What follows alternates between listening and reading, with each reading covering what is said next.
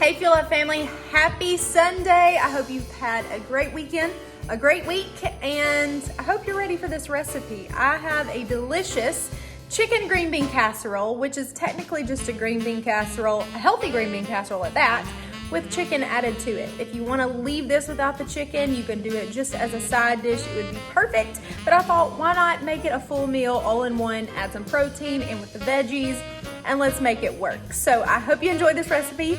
Let's get into it. I'm gonna show you all of our ingredients, which is not a whole lot, and we'll get started.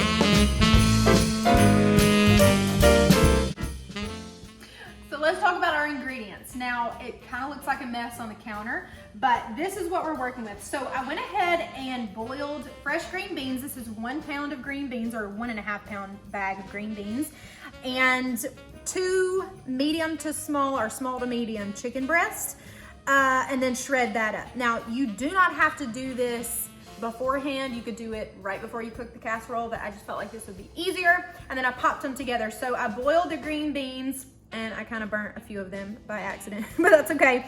But I boiled the green beans just in a little bit of salt water, very little bit of salt, like maybe a 1/2 teaspoon, 1/4 teaspoon, something like that. And then boiled the chicken, washed it, put it in some water, boiled it until it was done, and then shred the chicken up while it's hot because it's a little bit easier to do. So that's all that is. I have 2 small to medium garlic cloves. I'm gonna mince those up. We've got 1 yellow onion. This is gonna be the topping to our green bean casserole, because what's a green bean casserole without some green onions on the top, or some fried onions on the top. So we're gonna fry these onions, but a healthy way. I've got some organic baby bella mushrooms. You can buy these whole or already sliced. I'm gonna slice them, so it doesn't really matter how you buy them. I've got some Wrights bacon, and if you've never had Wrights bacon, if you're not from the South, you're missing out. Get you some Wrights bacon. You can get it at Walmart, Publix, literally any grocery store. I've got some sweetened condensed coconut milk, dairy-free. If you've never tried this, I tried it for the first time this year for Thanksgiving, and it's actually really, really good. If you can't find whole fat coconut milk, which is what I normally use, this is a good option, so I wanted to share this with you. I think this one came from Publix, but Walmart also carries it as well.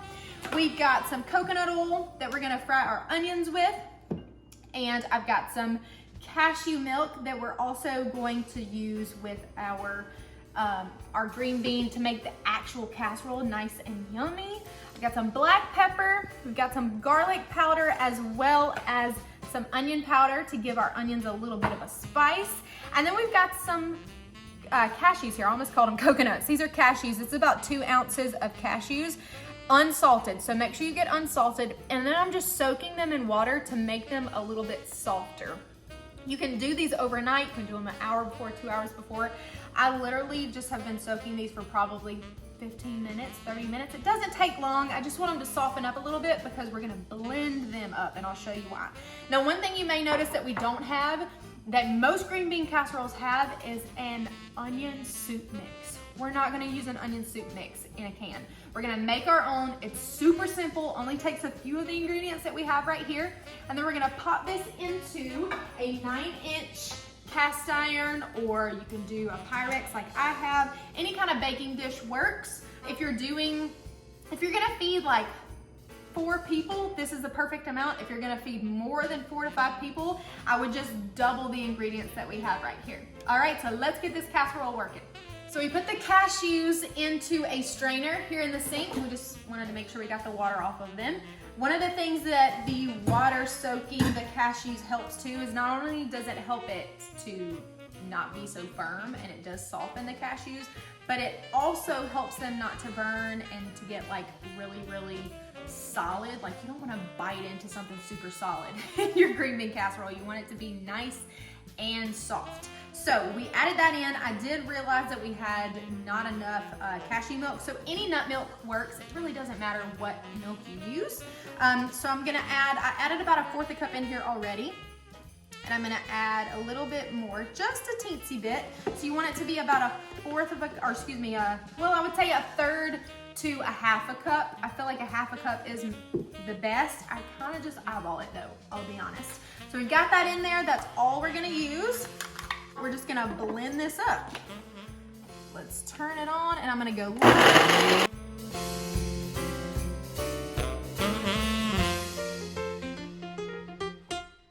I don't want it to be super smooth like milk, but I do want it to have some texture to it.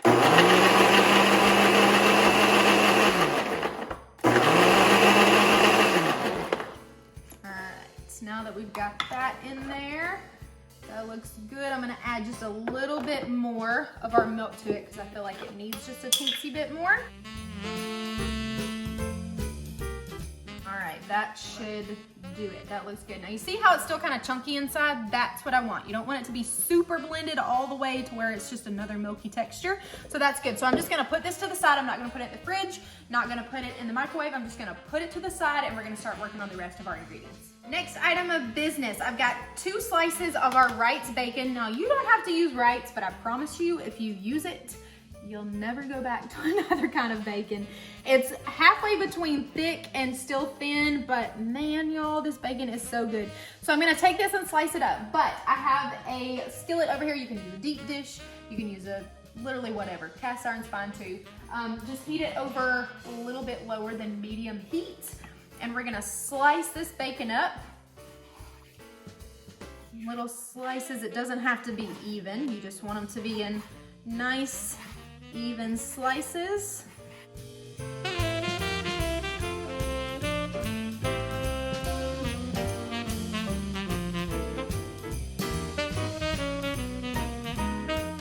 To the side, and then we're gonna do our mushrooms. I'm gonna take the stem out of the mushroom and throw that back in the little container here because we don't need that. We're just gonna use the top part of the mushrooms. And you wanna slice these pretty thin because you wanna have enough mushrooms throughout your entire casserole.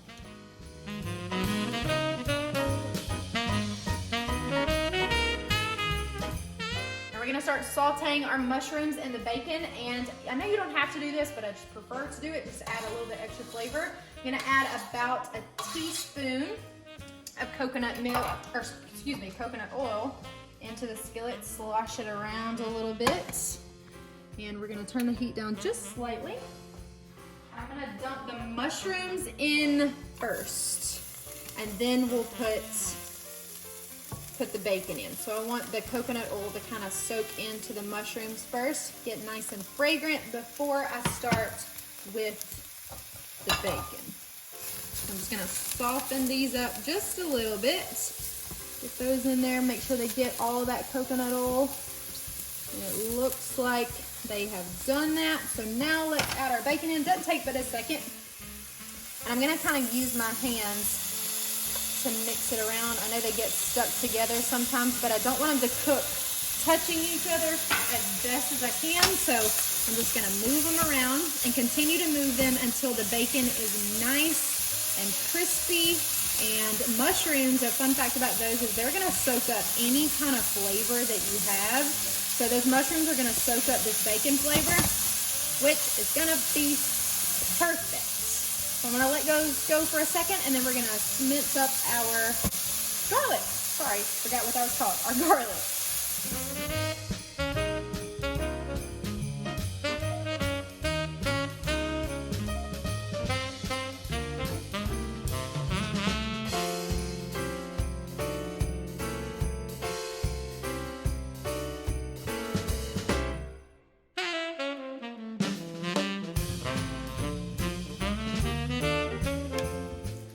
Next step is we're gonna slice our onion. So our mushrooms and our garlic, bacon, everything is getting sauteed nice and crispy in the background. So we're gonna let that do its thing. Stir it occasionally so it doesn't burn. And we'll get the onions ready to go. So I've got 1 medium yellow onion. You could use a white onion if you want to, but I feel like the flavor of a yellow onion is a little bit better. It's not quite as strong.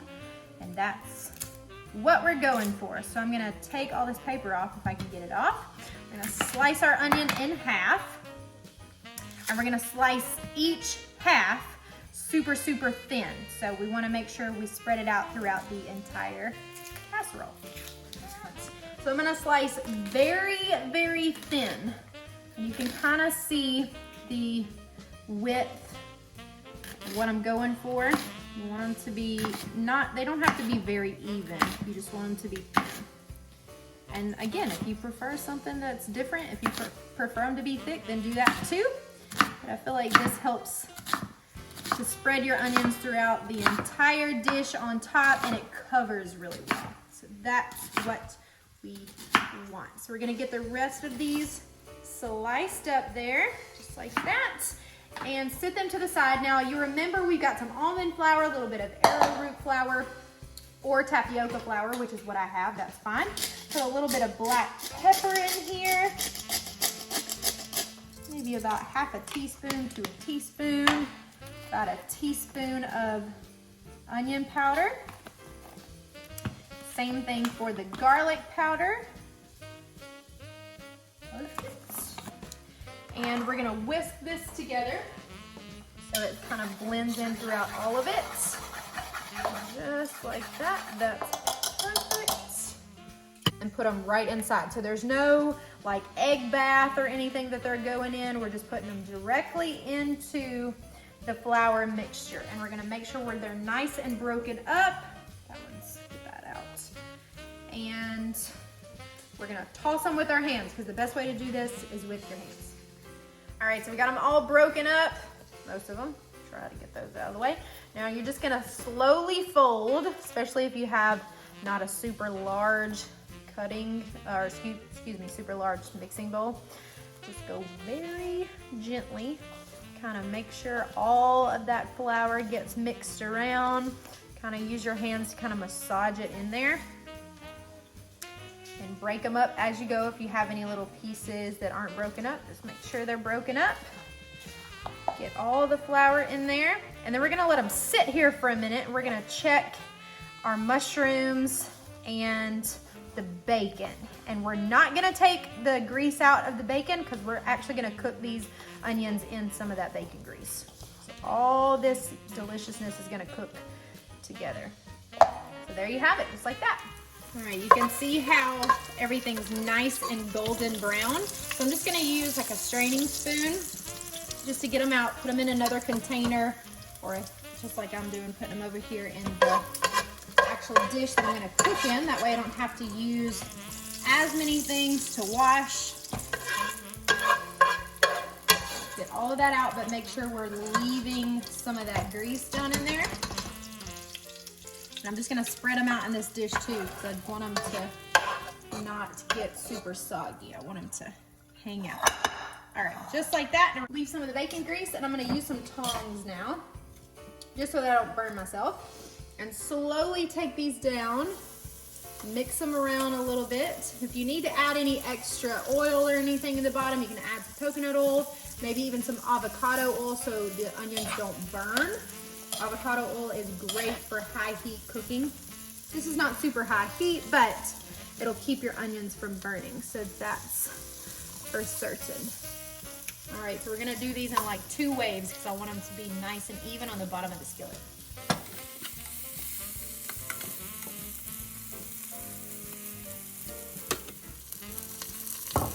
We added a little extra avocado oil, and I pushed the other onions to the side.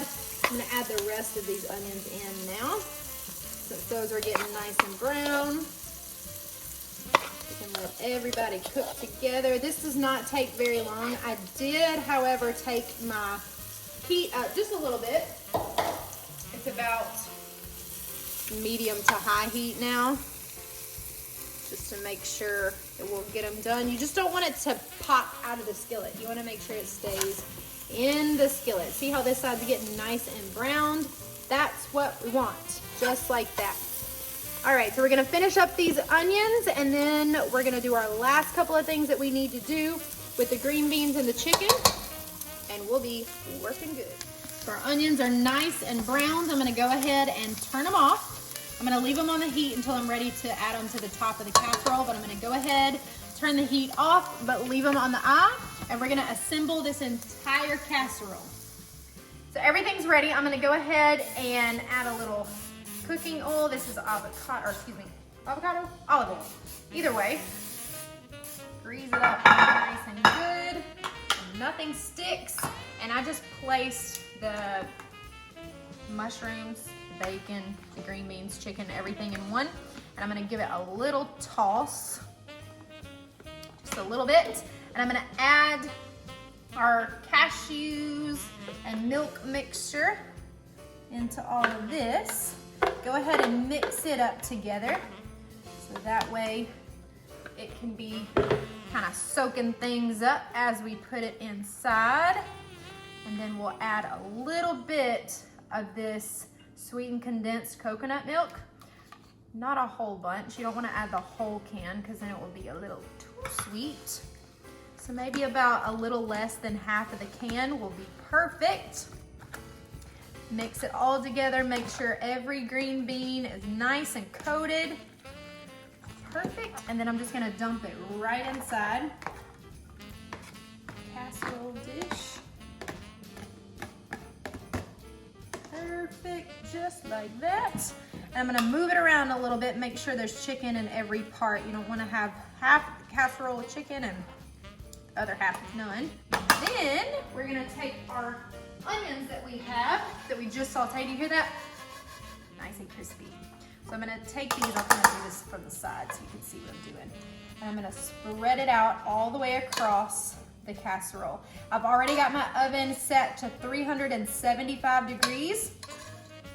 And I'm gonna pop this in the oven for about 15 minutes and we'll see how long it takes. Now, if you don't wanna do these onions ahead of time over the stove, if you're working with other things on top of the stove, then just mix it up with the flour, put it on top of your green bean casserole and pop it in the oven. They'll crisp up just fine that way too. All right, so let's go ahead and pop this in the oven. We'll give it about 15 to 20 minutes and we'll be ready to eat. Looks good, doesn't it? So good. Taking it out of the oven, it looks beautiful. And it smells so good. You can smell the onions and a little bit of that coconut cream, the garlic. Oh man, it smells so good. So we're gonna dig into this and see exactly what it looks like when we spin it out, when we serve it, because we are about to eat this for dinner and I'm so excited. Ooh, nice and creamy. Let's see. Try to do this without dumping it all out, which is kind of a difficult task. Smells so good once you dig down in there. Now this would be good served with some other kind of casserole, some side dishes, maybe a little side salad or something. Man, it looks so good. Look at that. All right, so we are gonna eat our dinner.